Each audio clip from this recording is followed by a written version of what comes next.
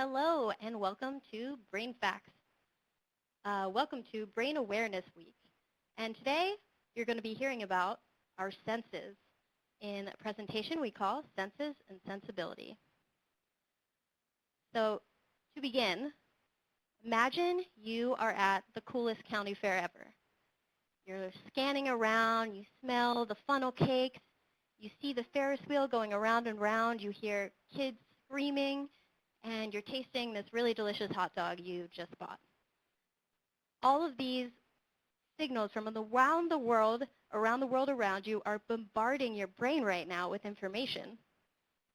And this is why our senses are important. They tell us where we are and what we want to do next. So to start out, I want to give everyone a poll to think about your senses and think about how important they are to you. So to start with, which of your 5 senses are most important to you? And these are your 5 main senses: hearing, vision, smell, taste, and feeling.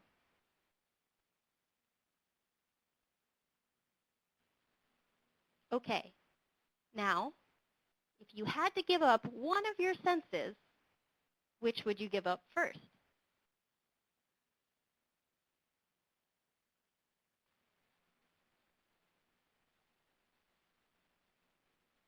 And finally, let's say you could have any extra sense you wanted. What would it be?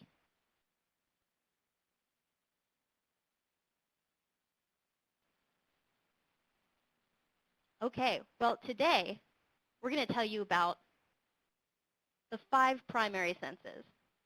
And to get started, I'll be talking to you first. My name is Margot Wohl, and I'm a graduate student at UC San Diego.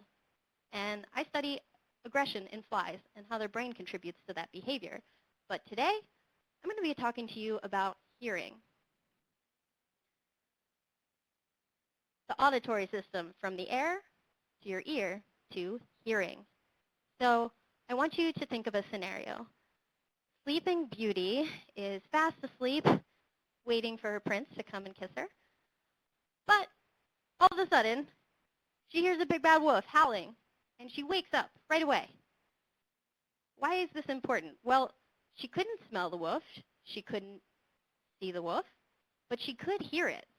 Hearing is something that's very important when you can't actually see something. I guess I must be mixing up my fairy tales, I think. Sleeping Beauty and the fox maybe weren't together, but anyways, so hearing is really an awesome sense, and without it, we wouldn't be as good at knowing what's around us. So in this presentation, I'm going to get you to understand why 2 ears are better than 1. We're going to talk about the smallest bones in your body. You'll get to see what a real hair cell looks like, and also we will go and discuss how brain scientists might be trying to decode your thoughts. So to start out with, we have to understand what sound is. So every time you utter something, every time you hear a band playing, all that is the motion of air molecules. So every time you say something, you disturb the air molecules around your mouth, and you force them into each other, and they bump into each other in this wave-like pattern. It looks a little something like this. So these air molecules are bumping into each other almost like a wave, and it really is like a wave. It acts a lot like light. So air molecules and sound waves, they can be reflected, they can be refracted, they can go through certain surfaces, and they can scatter around when they hit something. But there are 2 very important features of sound. Now, one of those is the amplitude of sound, so how loud something is. And the other is the frequency, which is how big the waves are. So the smaller the wavelength, the higher the frequency, and vice versa. And this is all information that we can pick up at our ear once the air molecules hit our ear. But we don't just have 1 ear, we have 2 ears. And why is that so important? Well, to get an idea about that, let's do an activity. So at this point, if you look in the right-hand bottom of your screen, you can pause at any time if you want to do this activity right now. So the activity goes a little something like this. Ask a friend to help you out. You'll need 2 people. And have your friend stand about 10 feet away from you. Now, close your eyes and spin around as many times as it takes until you don't know where your friend is. And then plug up one of your ears, either using your fingers or an earplug. Now, tell your friend to start singing a song. And as your friend is singing a song, try to point towards where you think your friend is standing. Okay, now unplug your ear and try again. Now, reverse roles and let your friend have a try. So what you might have observed is that it's a lot easier to tell where your friend is when you have both of your ears, and that's for 2 reasons. The first reason is that your head is big in comparison to sound waves. And so actually your head blocks sound waves. So if your friend is on the right side of you speaking, it's going to create an acoustic shadow so that your friend appears louder in one ear than the other. And that's information your brain can use to understand what direction your friend is in. And the second thing is that the sound wave is going to hit your ears at different times, and thus the period of the sound is going to be different. That's another piece of information that your brain can use to let you know what direction a sound is coming from. Okay, so once the sound comes through your ear, the pinna, which is the cartilage on the outside, helps direct it through the ear, and it gets to the eardrum. That's that thing that you've heard about that you don't want to damage when you're putting Q-tips in. And that eardrum actually acts a lot like a drum. So when the air molecules hit, it vibrates, and it hits your ear bones. So these are the smallest bones in your body. There's 3 of them. They all are attached to each other, and they move when the eardrum moves. And after that, it goes to the cochlea. So it's called the cochlea because it looks a lot like a snail shell, and cochlea in Greek means snail shell. And the cochlea is where information about the sound pressure actually gets converted into a message for your brain. And let's look at how this looks like all together. Okay, so the music comes in, vibrates the eardrum and the muscle and the bones, and then it goes into the cochlea, and then through the auditory nerve to your brain. And the cochlea is a really specialized organ. So if you take a look here, there are hair cells that line all around your cochlea, and different parts of the cochlea get activated by different frequencies. So at the base, higher frequencies can make it vibrate, but at the very inside of it, you need lower frequencies to make it vibrate. And so the hair cells at these different regions can encode what frequency you're hearing. And how many of the hair cells are deflected tell you how loud something is. So why do they call them hair cells? Are they really hairs? Well, if you look at them, they look kind of similar to hairs. So in white, you can see hairs in different configurations along the cochlea. And if you look at one up close, it looks a lot like a hair. So the bottom is a hair follicle, and at the top is the hair cell. And the hair cell, every time it moves, it sends a message that that frequency of sound is hitting your ear. And it allows a bunch of ions to flow into that cell. So basically, at the hair cells, you have made a mechanical force into an electric signal that your brain can understand. So here's what happens when a hair cell gets hit, and the ions flow in, sending signals to your brain. So the signals travel through the auditory nerve, and they come in from both of your ears, and at some point that information has to come together. And that's when you can understand things like where your friend is when you're trying to see where he's singing in the activity before. And that information, it travels up to a couple of centers where it finally gets to your auditory cortex. Now, the cortex is the area of the brain on the outside. It's all of those folds that you see when you look at a brain. And the auditory cortex is just the very beginning of auditory processing. It's one of the first steps in processing after it gets to the cortex. And from there, it goes on to other parts of the brain, like the secondary auditory cortex, and a very special area of the brain called Wernicke's area. Now, the reason that this area is so important for us is that it seems to be involved in speech processing.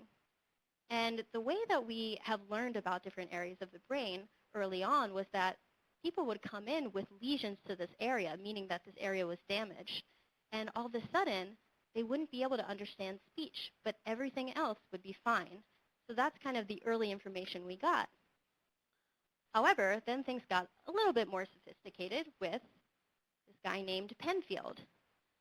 So he went into the brain, did a little poking around, and what he found is that the brain, if you stimulate around where the auditory cortex is, you actually have a patient saying that they hear something that isn't there.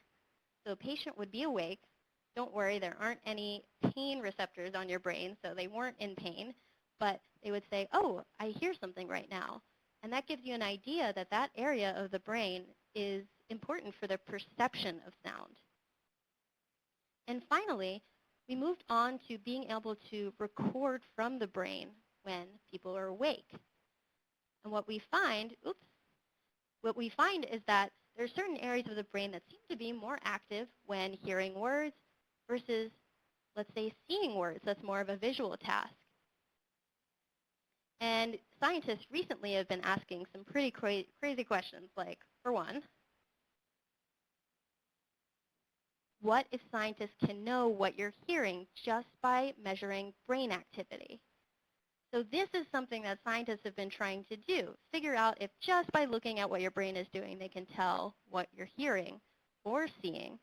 But in this case, scientists would train a computer to try to understand what the brain activity meant and how they could use it to predict what you were hearing.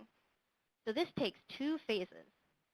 First, it takes a training phase where the scientist will play a bunch of sounds, for instance, denim or neglect. These are different sound patterns. And during that, they can record from the brain, and what they get is a bunch of brain activity. And through that, they try to figure out what's the best way, what's the best kind of math equation I can use to translate this brain activity and predict what they're hearing. And they know what they're hearing, so they're hearing denim. So let's say we can do some math or use a decoder to say, from this brain activity, I can reconstruct that this person just heard the word denim. So now you have basically a brain decoder so that during your testing phase, you can play a sound and the scientist can be blind to that sound, but just using the decoder, they can read out, oh, that person just heard banana. And this is what it actually looked like in the study. So what you see here is called a spectrogram. So that means that you're looking at the frequencies in a sound over time. And you can see the original of the sound that was played and the reconstructed version. They could even reconstruct words that weren't real words, like, I can't read them right now, but I think there's some weird ones in there. I don't think those are words. But it doesn't matter because the patterns that they're able to read out allow them to understand what the person is hearing. And so scientists took another step. They asked, what if I could predict what you're thinking? What? That's crazy. But if you think about it, when you have internal thoughts, often you almost are hearing them like it's your internal voice. So in a way, it's like hearing something, but someone else doesn't know what you're hearing inside of your head. However, scientists thought, well, we can use that information to try to reproduce what someone is thinking. And what they've found is that they can do it, but not particularly well yet, so don't get too scared. And also, it takes a lot of training to be able to convert the brain activity into something meaningful. But I think that in the future, we'll be able to do things like this, where we're able to decode thoughts, feelings, maybe even what you're thinking. So scientists are still studying a lot about auditory processing. There's still a lot that we don't know, a lot of open questions. And here are just a few of them. For instance, how does the brain process music, and how is that different from processing language? And where does all the auditory information converge with the other senses, and how does that happen? Or how can the blind convert auditory information into a visual map? So please send in your questions. What questions do you have about your senses? And on the next page are some resources you can go to check out information about audition. Well, next I'm going to hand it over to my friend, Alie Caldwell.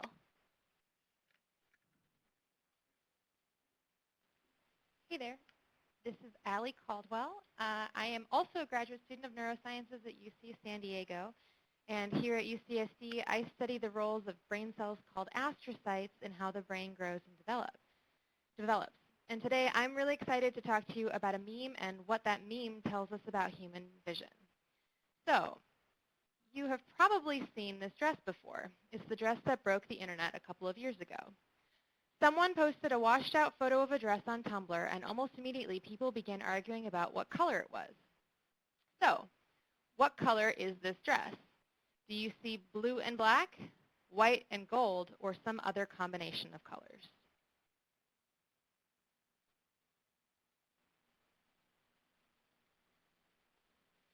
When MIT did a survey on this subject, they found that about 30% of people saw the dress as white and gold, while about 60% saw it as blue and black.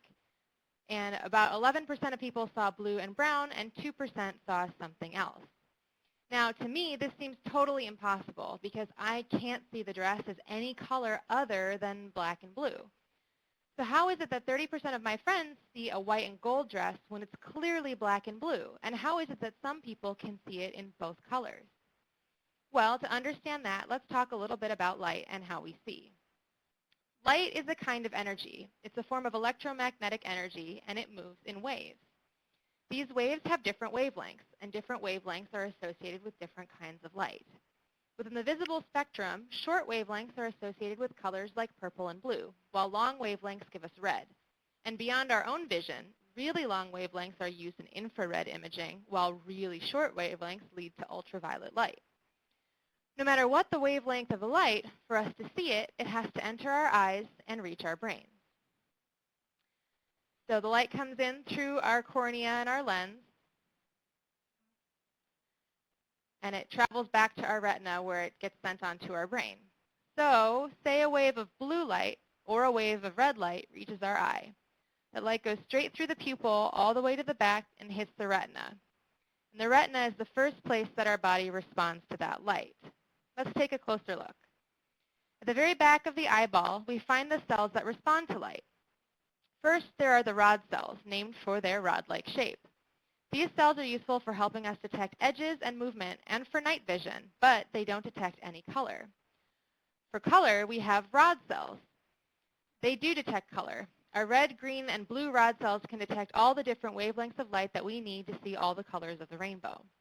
These rods and cones connect with bipolar cells, which then connect with retinal ganglion cells, and these cells send projections all the way up to the brain where light is processed. So if a wave of red light comes into the brain,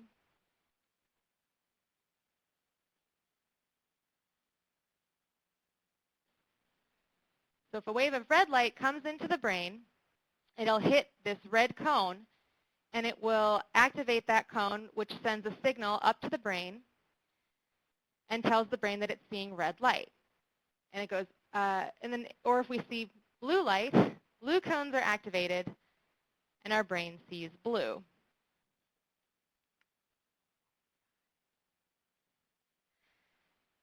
This raw information gets passed up from the eyeball to a relay station in a brain region called the thalamus, where it's handed off to new cells and gets sent all the way back to the back of the brain to a region called the occipital lobe.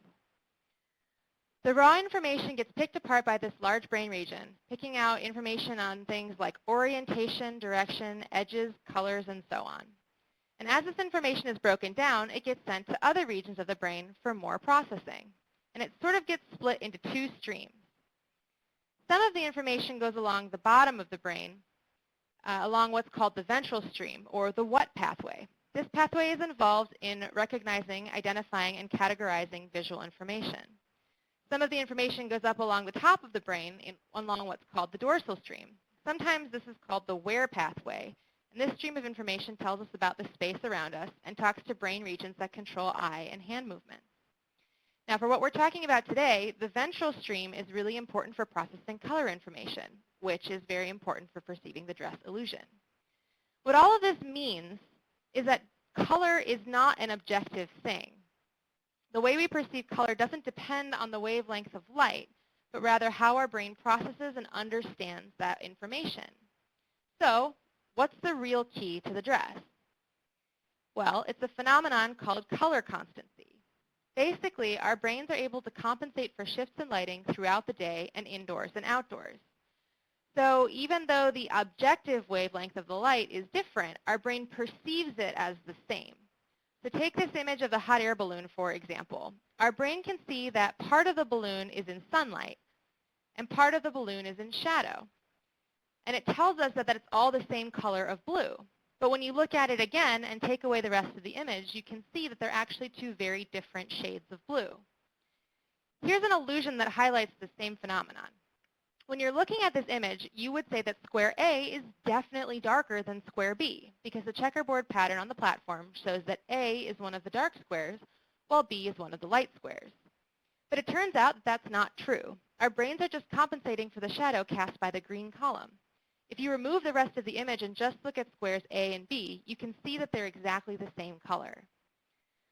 Scientists think that our brains do this because of specialized cells in our visual cortex, back in that occipital lobe that I was talking about. These cells can calculate the differences in how different cone cells are activated and give our brains the information they need to compensate for the changes in light conditions. This is useful because if our brains couldn't compensate for all of this information, things would get pretty crazy pretty quickly. Our eyes absorb a lot of light and a lot of images, and it's up to our brains to break down all of that information and figure out what's actually meaningful to us.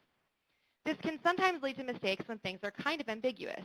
Information isn't easy to break apart and becomes confused instead. Here are a couple of similar illusions. In this picture, do you see a young lady or do you see an old woman? Can you see them both? In this one, do you see the duck or the rabbit? Or can you see them both? How you see these images doesn't have a right or wrong answer. It just depends on how your brain processes the information it sees. So the confusion over the dress isn't really due to the color of the dress. It's because of your awesome brain and how it tries to understand the shadows and the colors that you're looking at. If you look at the dress and you think that the dress is in shadow, your brain overcompensates for the shade and thinks that the dress must be white and gold. But if you're looking at the dress and you think that it's washed out under a bright light, your brain overcompensates in the opposite direction and assumes that it must be blue and black. And there's still some stuff that scientists haven't figured out yet, like why do some people think the dress is in shadow? What determines whether you see white or gold or blue and black? So some researchers are now using the dress as a way to try and better understand human vision. The dress might have been nothing more than a confusing meme for most of us, but it's a really great reminder of how powerful our brains are. Our brains have to process a lot of visual information very quickly, all the time, to let us form clear pictures of our environment. Sometimes that system gets tricked, but mostly it just helps us navigate our world. Thanks for your attention. I'm going to pass this on to my friend.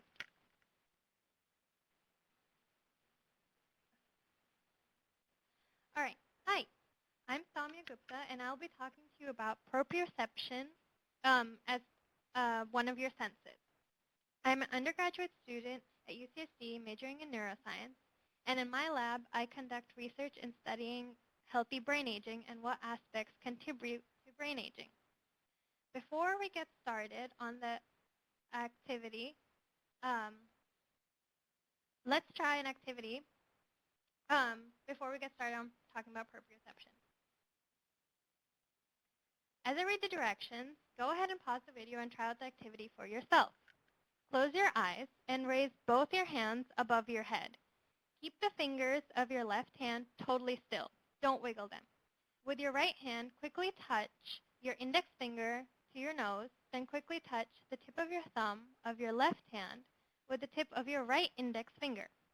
Quickly repeat the entire process while attempting to touch each fingertip.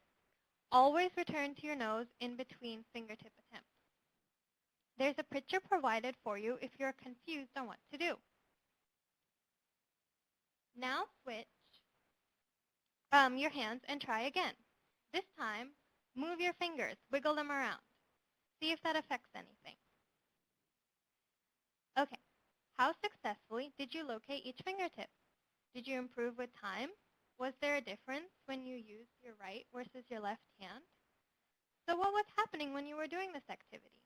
How were you able to locate the position of your fingers with your eyes closed? You are using one of your body's senses known as proprioception. Proprioception is your sense of body's position in space. It's the ability to sense stimuli arising within the body regarding position, motion, and equilibrium. Since most of us are highly dependent on visual cues for judging distance and position, this is not enough alone to give us the fine detail of the position of our hands needed to complete this activity accurately. Wiggling your fingers in this activity, it provides additional information to your brain, which helps you correctly locate your fingertips in space. Proprioception allows you to pick up remembered objects without looking at it. That's why you don't have to depend on visual cues, but it sure helps a lot. What else can you do with proprioception? With proprioception, you can walk without looking at your feet. You can move in the dark without falling over, and you can accurately kick a football without having to look at your feet every now and then. The reason that proprioception is so important is that it's not just limited to large skeletal muscle movement. In order to speak, your brain needs to use proprioception to keep track of where your jaw and tongue are and what shape your throat is so that it can form the correct words for speech. When you are driving, you need to be able to move the steering wheel, the pedals, and all other controls without looking at them. Touching or typing things and playing musical instruments also allows you to move without looking at your hands. Okay, how does this work?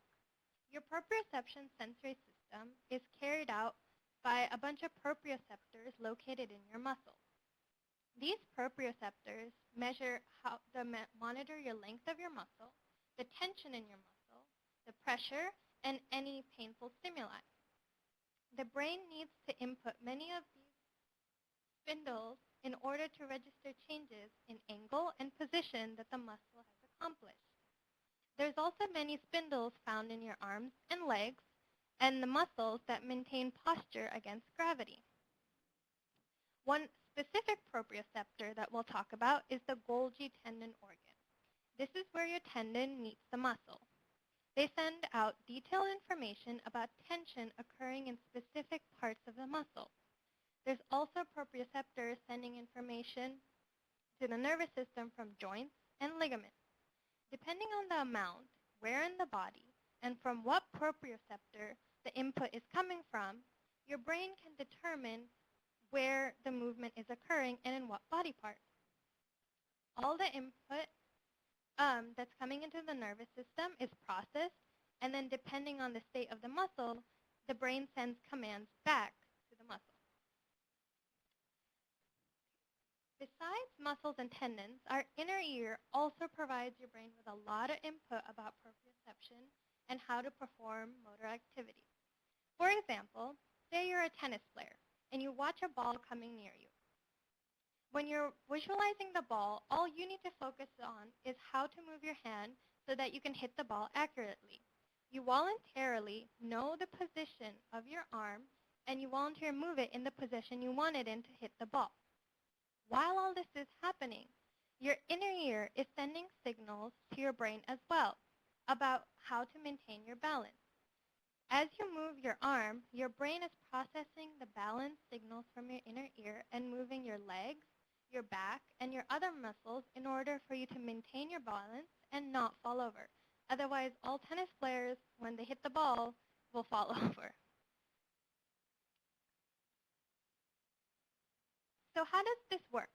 How does our brain know that this signal is coming from the arm, this signal is coming from the leg? Input is going into your primary sensory cortex. It's located in the middle of your brain, and there's two parts to it. The signals go inside your primary somatosensory cortex, and then they are processed in the secondary somatosensory cortex. Our brain has a map of the body within the somatosensory cortex that allows it to realize where the stimuli is coming from. Each body part is given a specific area in the brain where the signals are sent. This homunculus diagram shows you that certain parts of the body are given more advantages over the others, and they have more surface area over the brain. Some of the body parts are more sensitive than others due to this. For example, if you pinch the skin on top of your hand versus you pinch your elbow, you should feel more pain on top of your hand. You have more area on the brain dedicated to hand than your elbow. Thanks to that, your hand has a lot more flexibility, and there's many other things that you can do with it, such as other body parts that require fine-tuned movement, like moving your lips and tongue to precisely talk in proper speech. You can move your fingers in a variety of different ways. You can have the ability to grasp things or, for example, write an essay. So what happens when this proprioception goes wrong?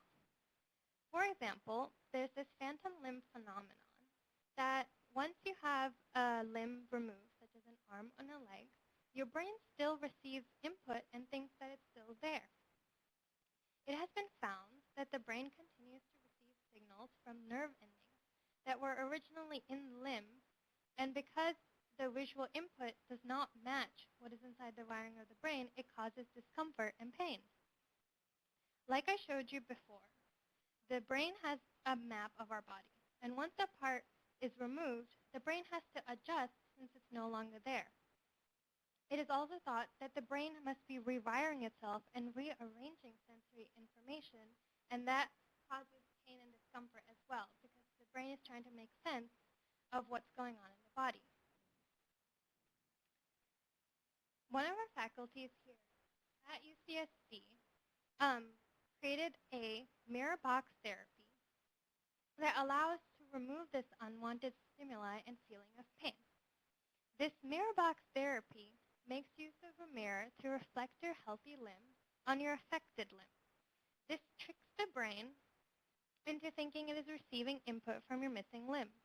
The diagram of the box is shown to show you how this works. You're supposed to put your intact side in one area and your amputated in one area. Your visual cues will tell you that you're receiving visual input from your missing limb. And then your brain will think that your arm is totally fine. And so it'll stop receiving the stimuli from the missing limb, and you'll be cured from the pain. Pretty cool. At the end of the day, proprioception is usually not recognized as a sense, but it's quite important because you can see that you use it to do a lot of things in your daily life. And next over, lastly, we have... Hi, everyone. My name is Patrick Strassmann, and I'm also a graduate student at UCSD. At UCSD, I study how the brains are able to track and perceive durations of time, but today I'm going to be talking about two of my favorite senses. Those senses are smell and taste. Of course, you know that humans aren't the only animals that have the ability to smell and taste different varieties of chemicals in our environment.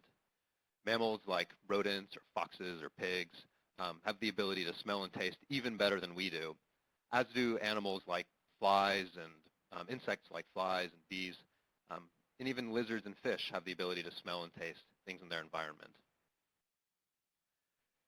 This raises some interesting questions about why do we have this ability to smell and taste? Well, the thing you might first think of is the ability to find food. You can imagine a fruit fly smelling plumes of delicious smelling fruity smells as it tracks different food that you have on your counter in your kitchen. But once you find food, you have to know whether or not that food is also good to taste. So if you find the food, you imagine it might be spoiled. So say you're a lion or you're a wolf and you find these delicious smells in your environment of some kind of prey that you want to eat, but you find the food and it turns out to be spoiled. For those reasons, you want to know if it's how well the quality of the food is once you find it.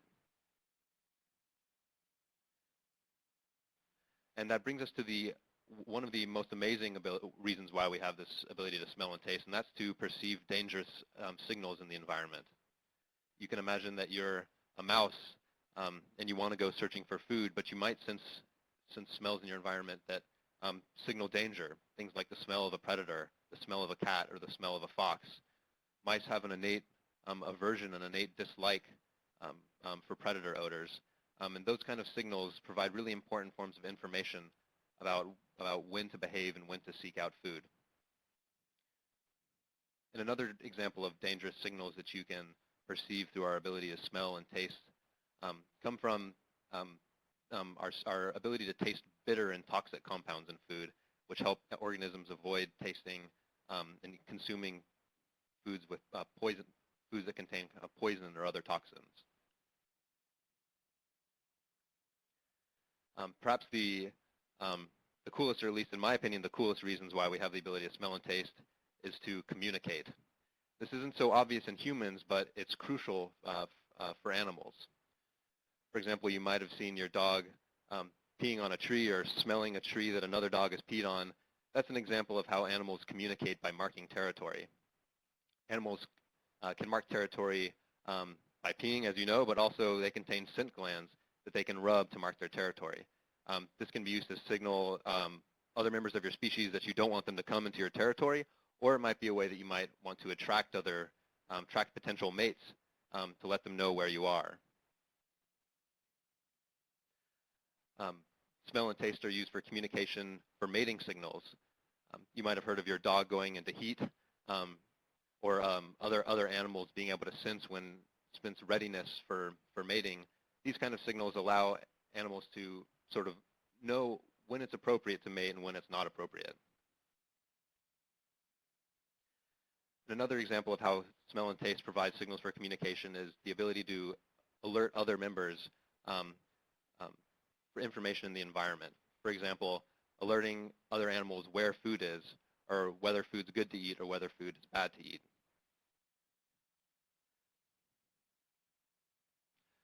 So smell and taste, the chemical senses, how do they work?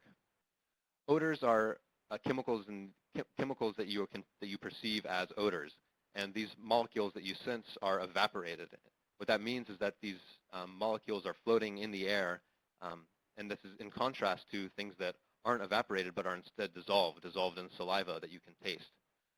Things that you perceive as odors are known as odorants, and things that you perceive as tastes are known as tastants.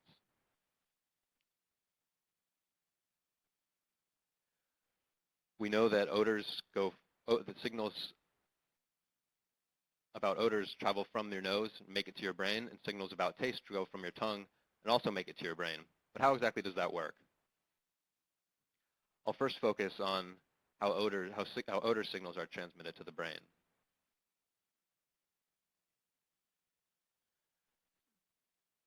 So you can imagine you have this delicious smelling cup of coffee and these delicious cookies sitting on your table. You can imagine that these molecules are floating through the air as evaporated odorants. When you draw in air through your nose, these molecules travel through your nasal cavity and pass just under an organ at the base of your brain known as the olfactory bulb.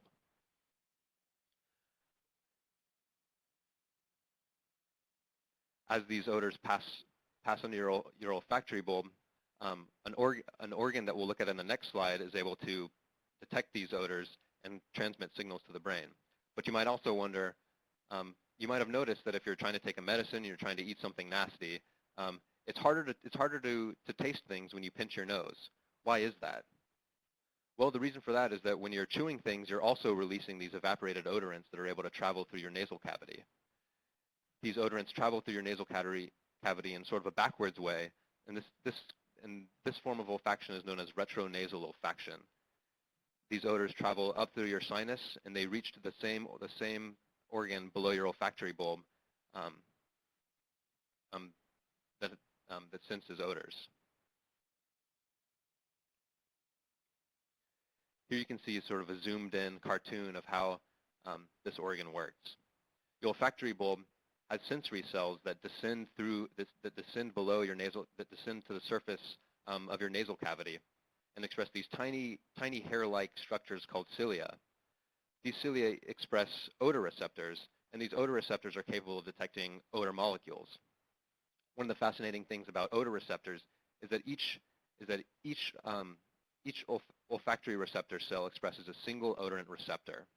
Now, even though they express a single odorant receptor, they can bind different odorant molecules, but they bind them with different strengths. What this means is that the combination of different odor molecules binding these odorant receptors is what gives rise to the variety of odors that you can perceive.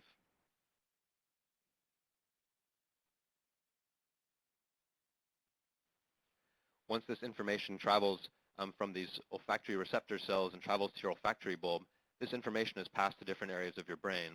And the different brain regions where this information goes plays a strong role in the kind of perceptions that you associate with the odors and the kind of computations that the brain is doing to decode the different information contained in the odors. Information that travels to the frontal cortex of the brain, the very front part of the brain, it's thought that this kind of information is involved in discriminating odors, telling one odor apart from another. Information that travels to an area of the brain known as the hypothalamus is thought to control responses to odors that are involved in things like appetite. Information that travels to an area of the brain known as the amygdala is thought to involve reactions of emotion or motivation. You can think of the mouse that smells the odor of a cat when it's trying to go and seek out food for itself. And information that goes to the hippocampus is involved in memory. You might know that there are certain odors, certain smells that you perceive in your environment that bring up certain memories. And this kind of information is stored in your hippocampus. Now I want to focus a little bit on the mechanism of how information from taste sense travels from your tongue to your brain.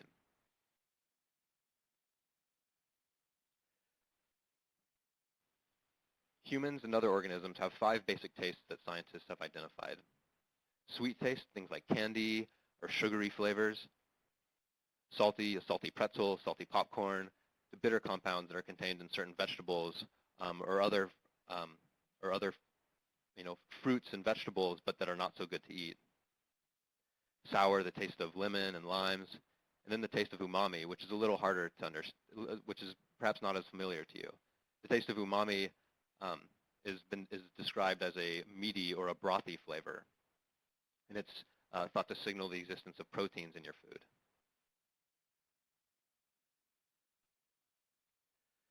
Now you might wonder, do different parts of the tongue taste different flavors? There's this myth that's gone around in sort of popular literature that different parts of your tongue are focused on tasting different tastes, but this isn't true. All regions of your tongue that contain taste buds are sensitive to all 5 basic tastes.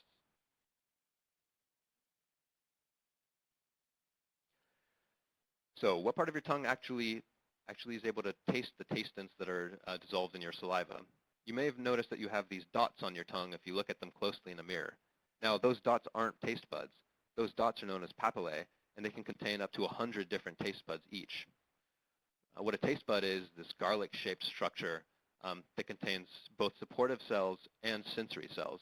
These sensory cells extend these tiny little fine, almost hair-like projections known as microvilli into a pore above each taste bud. When tastants are dissolved in your saliva and they make it into these pores, they bind to different taste receptors that are on these taste receptor cells. And once they bind by different means that we'll look at on the next slide, they activate these cells, and these cells transmit information to the brain.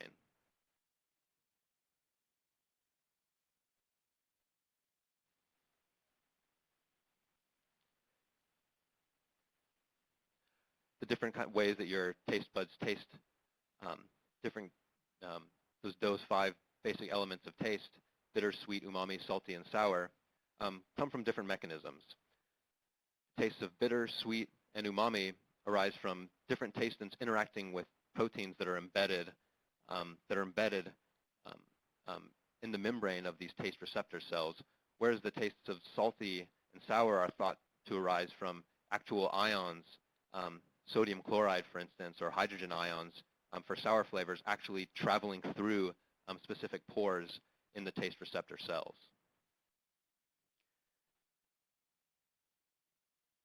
Do these tastes themselves give rise to the sensation of flavor? Well, partially, but the concept of flavor is actually mixed. It's not just taste.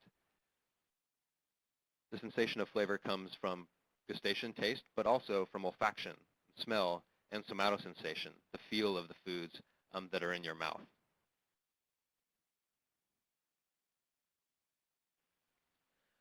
I told you a little bit about smell and taste, the chemical senses, and some of the neuroscience behind it. And now I'm going to pass off to Margot, and she'll say some parting words. Well, thank you everyone for listening to all of our talk about all of the senses, all of your primary senses, and hopefully you learned something here, and we're going to go on to answer some questions. Take a look. Okay, so one question is, what happens when you can't see? Does your sense of hearing become better?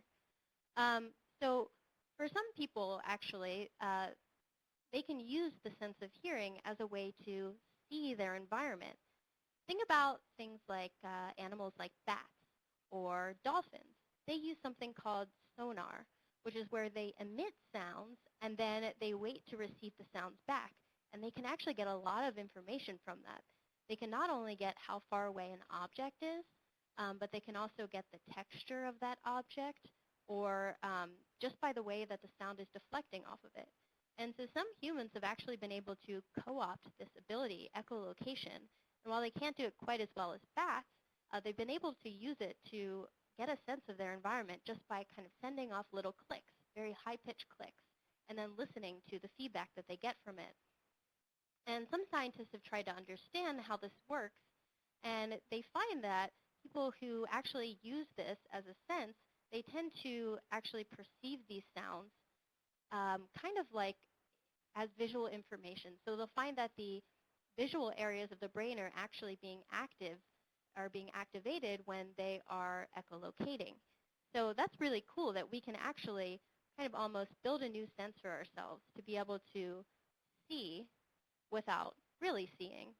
And that's the beautiful thing about our senses and about the sensory cortexes, so cortices. So all of us kind of talked about how the information ends up going to some area of the cortex. We call it the visual cortex, the auditory cortex, somatosensory, proprioceptive.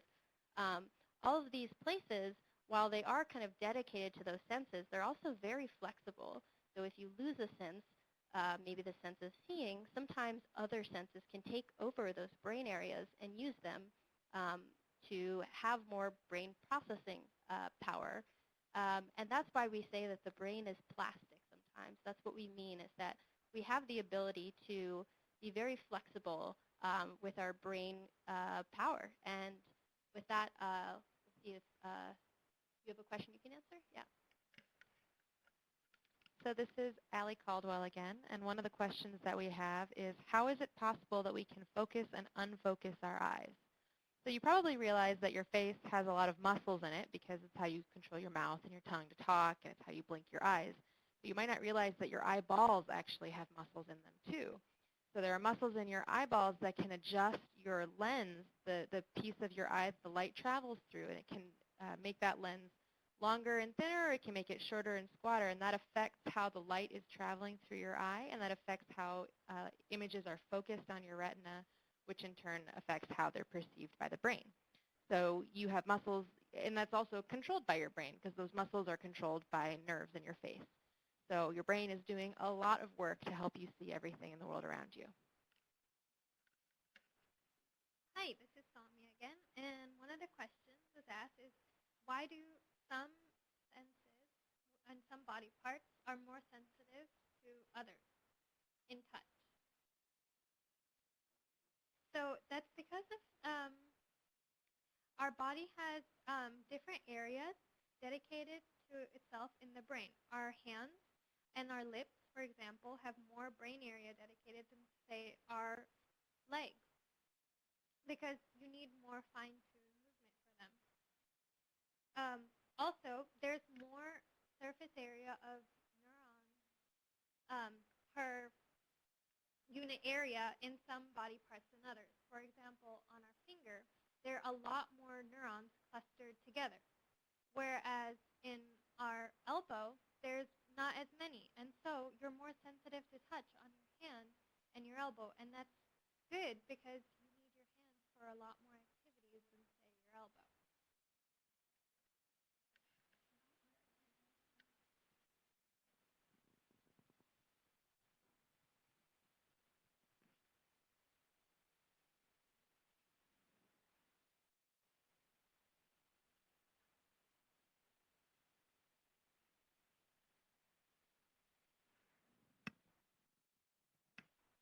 one question is, do senses like smell and taste weaken over time?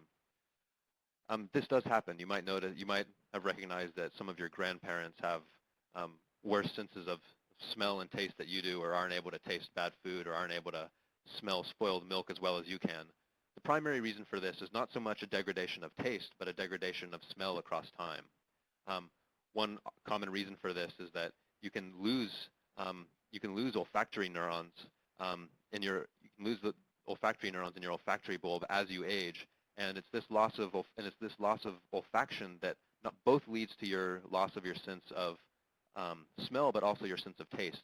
You remembered retronasal olfaction, the ability for evaporated food molecules in the foods you chew to activate your olfactory bulb by traveling up your sinus.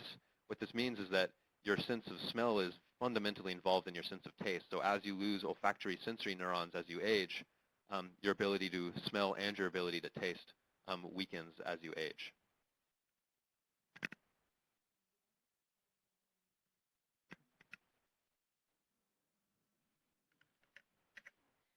Okay, and our last question that we're going to answer today is, what is Brain Awareness Week and why is it important? So Brain Awareness Week is a global campaign that's designed to increase public awareness of brain research. This is founded by the Dana Foundation in collaboration with the Society for Neuroscience, who are in charge of this awesome website, BrainFacts.org, where you are watching this webinar today. And this is important because people need to understand the broad range of brain research and why we're doing it. So why Margot and Patrick and Saumya and I are all here today to talk to you about it, and why we're all in the lab studying the brain, is because better understanding the brain means better understanding ourselves and how we interact with the world, and it means finding better treatments for diseases and disorders like Alzheimer's disease, Parkinson's disease, brain cancers, and even developmental disorders like Down syndrome, to help people get the treatments that they need to help them live better, fuller lives. So Brain Awareness Week is a really important part of helping the public see what scientists are doing to better understand our brains, and we hope that this little webinar helped you understand your brain a little bit better. Thanks so much. Thank you. Thank you.